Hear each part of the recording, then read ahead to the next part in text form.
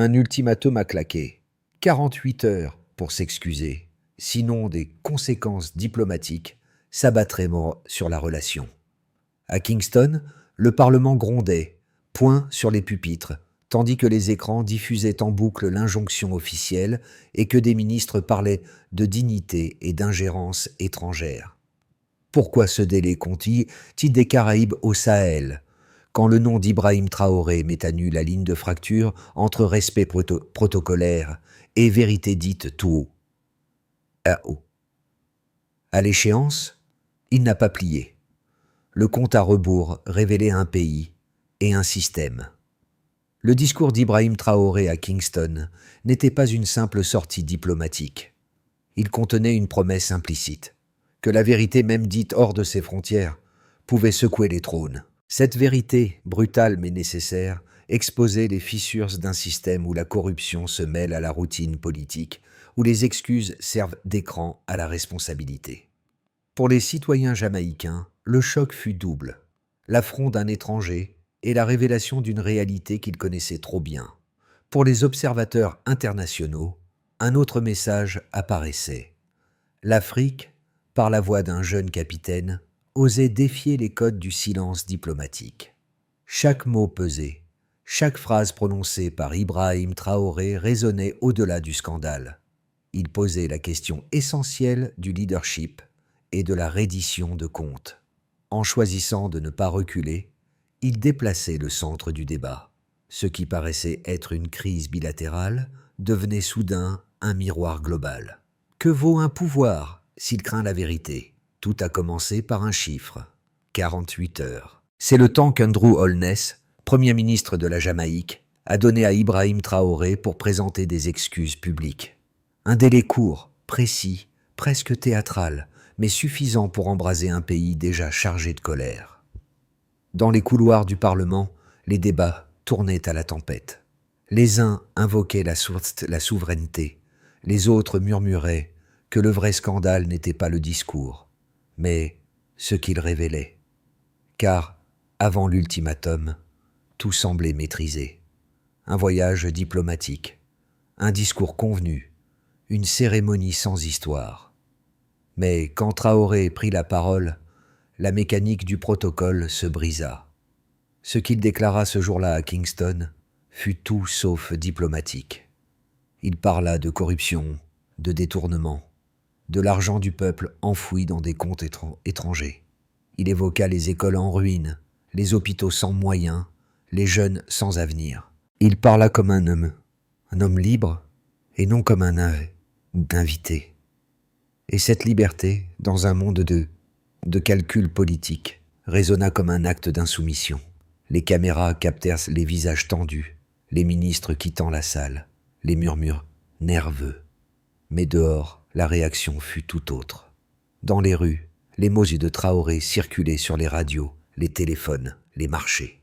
Les citoyens entendaient, peut-être pour la première fois, un dirigeant étranger dire tout haut ce qu'il pensait tout bas. Le contraste était saisissant. Pendant que le pouvoir parlait d'offense, le peuple y voyait une délivrance. Ainsi, en moins de 48 heures, la Jamaïque passait d'une crise diplomatique à une révolte morale. Et Ibrahim Traoré, sans avoir tiré une seule balle, venait d'allumer un feu que personne ne pourrait éteindre. À Kingston, les premières à sentir la secousse furent les parlementaires. Certains, furieux, réclamaient des sanctions immédiates. D'autres, plus prudents, redoutaient qu'en attaquant Ibrahim Traoré, il ne déclenche une tempête qu'il ne pourrait plus contrôler. Dans les couloirs du pouvoir, les conseillers cherchèrent des mots pour calmer les foules. En vain. Dans la rue, un autre théâtre se mettait en place. Des étudiants partageaient la vidéo du discours sur leur téléphone. Des commerçants en parlaient sur les marchés. Des musiciens la transformaient déjà en chanson. Pour beaucoup, ce n'était pas un scandale, mais une vérité crue. Et cette vérité, prononcée par un homme venu d'Afrique, résonnait comme un écho de dignité retrouvée. Les médias internationaux flairèrent dans l'histoire. Un président africain défie la Jamaïque. Mais derrière les gros titres, une dynamique plus subtile s'installa. Le discours de Traoré avait brisé une barrière symbolique. celle de la complaisance entre dirigeants. Ce que personne n'avait osé dire sur la corruption, il l'avait dit, et sur une scène étrangère. Le Premier ministre Holness tenta de reprendre l'avantage, multipliant les apparitions télévisées. Mais chaque mot qu'il prononçait semblait renforcer l'adversaire. Ibrahim Traoré, sans un geste, sans une arme, devenait le visage d'une vérité que nul ne pouvait nier. Et au-delà du scandale diplomatique, une autre question s'imposait. Que se passe-t-il quand le peuple choisit d'écouter celui qu'on voulait faire taire? Le compte à rebours de Karaduture s'ouvrit comme une blessure. Minute après minute, l'ultimatum devint un symbole. Les chaînes d'information affichaient le décompte. Les rues de Kingston vibraient de discussions fiévreuses. Le pouvoir voulait voir Traoré s'incliner. Le peuple, lui, voulait voir jusqu'où irait sa défiance. Le premier jour, le Premier ministre Andrew Holness, visage fermé, annonça la sanction à la télévision nationale. Excuse ou rupture diplomatique. Sa voix tremblait à peine, mais ses yeux trahissaient l'inquiétude. Les parlementaires applaudirent, trop fort. Mais dans les cafés et les marchés, une autre phrase circulait. Il a dit ce que tout le monde pense. Le deuxième jour, les réseaux sociaux jamaïcains explosèrent. Des vidéos du discours furent visionnées des millions de fois. Des pancartes apparurent dans les rues. Truth needs no apology. Des étudiants entonnèrent des chants en hommage à l'homme du Burkina Faso. Ibrahim Traoré, sans dire un mot, devenait une icône de sincérité.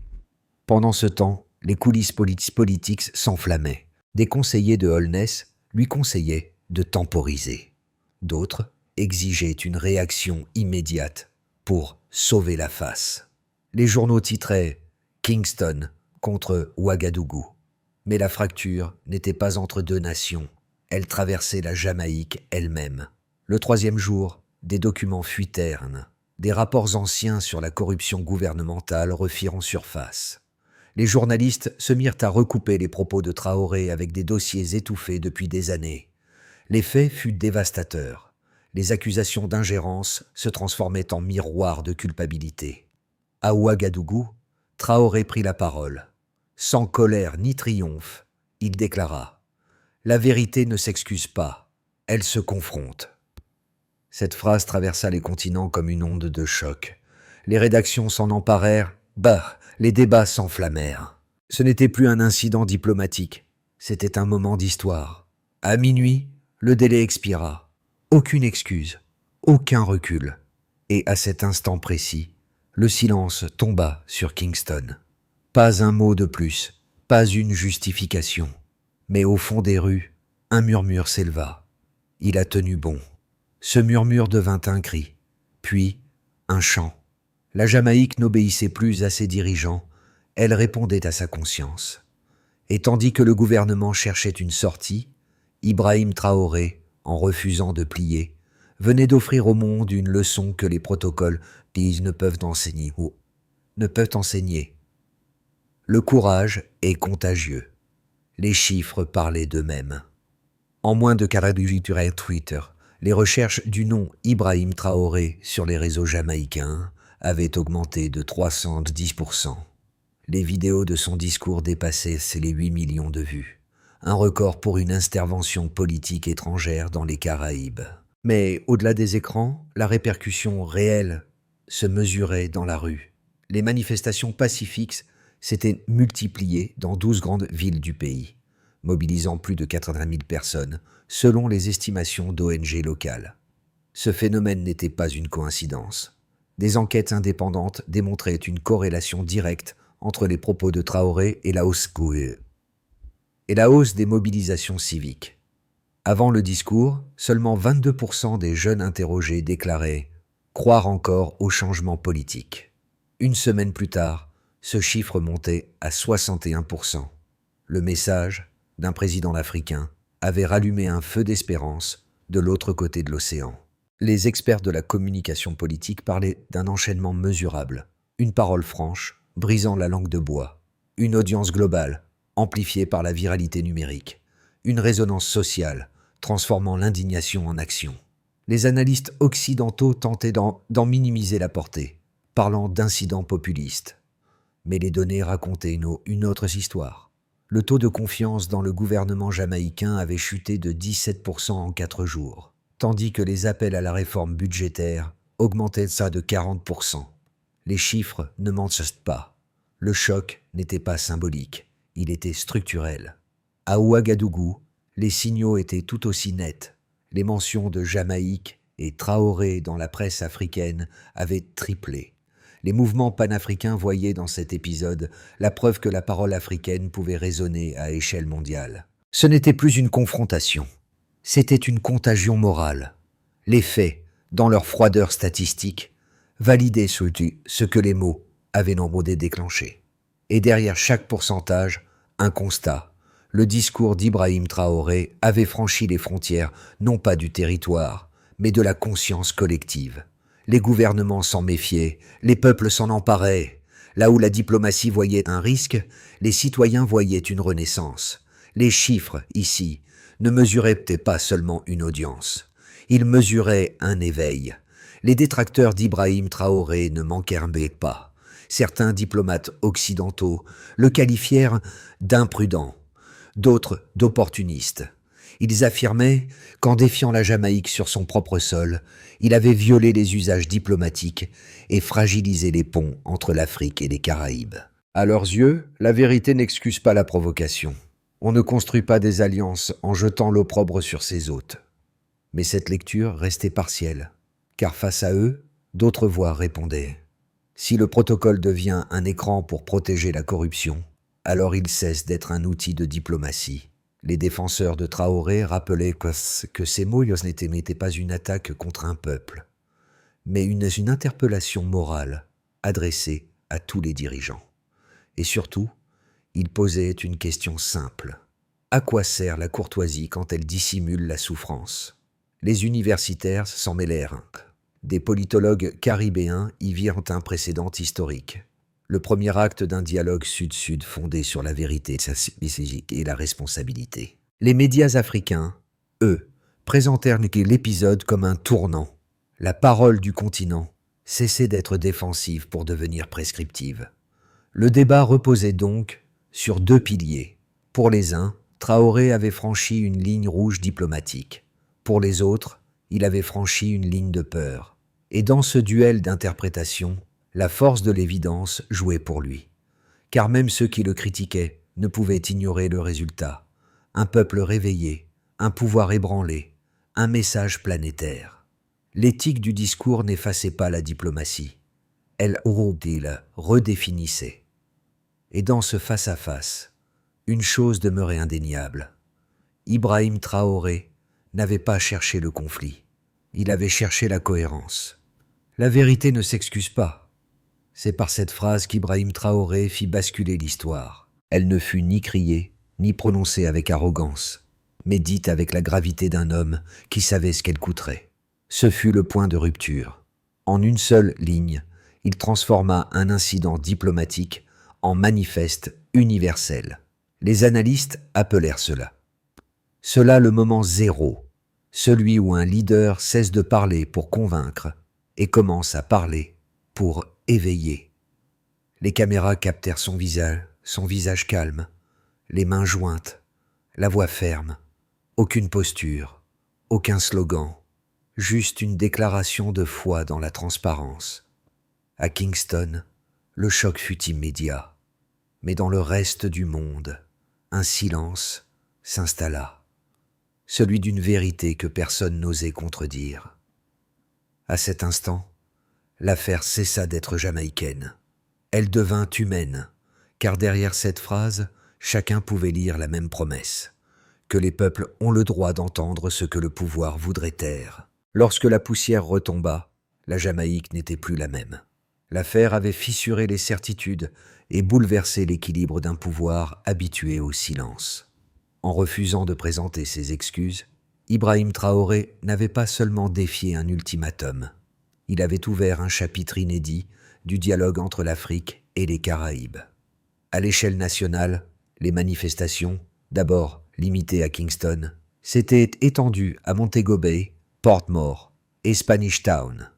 Les syndicats d'enseignants, d'infirmières et de fonctionnaires s'y joignirent, exigeant transparence et audit public. En quelques jours, plus de 120 000 personnes avaient défilé, selon la presse indépendante. Le gouvernement tenta d'éteindre l'incendie par des communiqués et promesses de réforme, mais la confiance populaire s'était évaporée. À l'échelle régionale, dans les Caraïbes, plusieurs voix prirent position. À Trinité, à la Barbade, à Sainte-Lucie, les débats s'enflammèrent. Certains gouvernements prirent la défense de Kingston au nom de la dignité diplomatique. Mais une génération plus jeune, plus connectée, saluait l'audace de Traoré, un dirigeant africain qui parlait sans filtre au nom de la responsabilité. À l'échelle africaine, au Burkina Faso, la scène devint un symbole. Des fresques à son effigie apparurent sur les murs de Ouagadougou, portant l'inscription « La vérité ne s'excuse pas ». Des mouvements citoyens citèrent son exemple lors de forums panafricains, affirmant que la diplomatie africaine entrait dans une ère nouvelle, celle de la parole assumée. À l'échelle internationale, à Washington et à Paris, les chancelleries observaient avec prudence. Officiellement, le ton restait mesuré. Officieusement, l'épisode inquiétait. Il révélait la montée d'une diplomatie post-occidentale où les alliances reposent sur la franchise plutôt que sur la docilité. Même les analystes du FMI évoquèrent dans leur rapport interne un effet symbolique majeur sur les opinions publiques africaines et caribéennes. Les conséquences dépassaient la sphère politique. Dans les universités, on débattait du syndrome du témoin extérieur. Comment un regard venu d'ailleurs peut réveiller une nation. Et dans les rues, les gens citaient Traoré non comme un président, mais comme un miroir. La vérité avait voyagé, et nul ne pouvait la renvoyer à son point de départ. L'affaire jamaïcaine ne s'est pas close avec la fin de l'ultimatum. Elle a ouvert une fenêtre d'incertitude géopolitique qui s'étendra sur plusieurs mois. Les analystes internationaux envisagent aujourd'hui 3 scénarios probables pour les 6 à 12 prochains mois. Dans le premier scénario, appelé la normalisation prudente, les 2 gouvernements maintiennent une distance diplomatique sans rupture officielle. Des médiations régionales, notamment via l'Union africaine et la CARICOM, favorisent un apaisement discret. La tension se dissipe, mais la mémoire du discours demeure. Ibrahim Traoré consolide alors son image d'homme d'État intransigeant, et la Jamaïque en tire une leçon d'humilité politique. Dans le deuxième scénario, appelé l'effet d'entraînement, l'épisode devient un précédent positif. Des dirigeants d'Afrique et des Caraïbes lancent une série de forums sud-sud axés sur la transparence et la coopération citoyenne. Les mouvements panafricains et caribéens unissent leurs réseaux autour d'un objectif, bâtir une diplomatie des peuples. Dans ce cas, le choc du début se transformerait en tremplin historique, celui d'un renversement symbolique où la franchise devient la norme. Dans le troisième scénario, appelé la fracture persistante, si la Jamaïque choisit la fermeté, un blocage durable s'installe. Les relations diplomatiques se refroidissent, les échanges culturels et économiques se figent. Les puissances extérieures, États-Unis, France, exploitent cette faille pour fragmenter le dialogue afro-caribéen. Dans cette hypothèse, la parole de vérité coûterait cher à court terme, mais marquerait durablement les consciences. Quel que soit le scénario, une conclusion s'impose. Le monde ne traite plus les paroles d'Ibrahim Traoré comme une curiosité. Elles pèsent désormais sur les équilibres régionaux. Et si le futur reste incertain, il dépendra d'une variable simple, la capacité des peuples à préférer l'honnêteté au confort. Dans les jours qui suivirent, la crise quitta les cercles diplomatiques pour s'enraciner dans la conscience collective. À Kingston, les conversations dans les marchés, les écoles et les bus ne parlaient plus seulement de politique, mais de dignité. Des pancartes portant le nom d'Ibrahim Traoré apparurent comme des symboles de résistance tranquille. Loin des intrigues d'État, La population jamaïcaine trouvait dans cette figure étrangère une étrange proximité, celle d'un homme qui avait dit tout haut ce que d'autres n'osaient murmurer. Dans les foyers, on se repassait la vidéo de son discours. Les mots simples, sans rhétorique excessive, éveillaient quelque chose de profond. Des enseignants en faisaient un sujet de débat, des prêtres l'évoquaient dans leurs homélies, des artistes en faisaient des vers ou des graffitis. Le message dépassait la controverse pour devenir le miroir d'un malaise universel. Le droit de parler vrai, même quand le pouvoir préfère le silence. Et dans les rues de Ouagadougou, des jeunes répondaient à cet écho lointain. Ils disaient « Nous avons enfin un président qui parle pour nous, même au-delà du continent. » Cette connexion, fragile mais réelle, liait désormais l'Afrique et la Caraïbe par un fil invisible, la parole, car derrière les chiffres, les déclarations et les communiqués restait une émotion simple, celle d'un peuple qui se reconnaît dans le courage d'un autre. Et c'est peut-être là que tout commence, quand la vérité cesse d'appartenir à un pays pour devenir une énergie partagée. Après la tempête, vint le moment de structurer l'élan. À Ouagadougou, Ibrahim Traoré réunit son équipe diplomatique et plusieurs conseillers africains pour tirer les leçons de l'épisode jamaïcain. Il formula une feuille de route en 3 axes, sobre mais ambitieuse.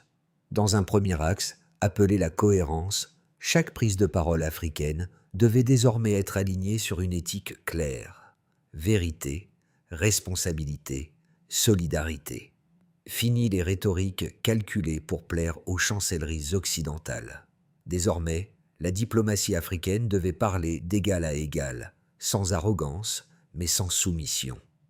Dans un deuxième axe, appelé la connexion, des canaux d'échange directs furent proposés avec les sociétés civiles des Caraïbes, afin d'entretenir le dialogue né du scandale. Ce n'était plus une diplomatie de palais, mais une diplomatie de terrain, portée par la jeunesse et la technologie. Dans un troisième axe, appelé la continuité, Traoré insista. Une vérité dite une fois ne suffit pas. Elle doit s'ancrer dans les institutions. Des programmes éducatifs et médiatiques furent lancés pour renforcer la culture de la transparence publique, à commencer par le Burkina Faso. En quelques semaines, l'incident se transforma en stratégie. Et dans cette transition, une idée simple s'imposa. La franchise n'était plus un accident diplomatique, elle devenait une politique.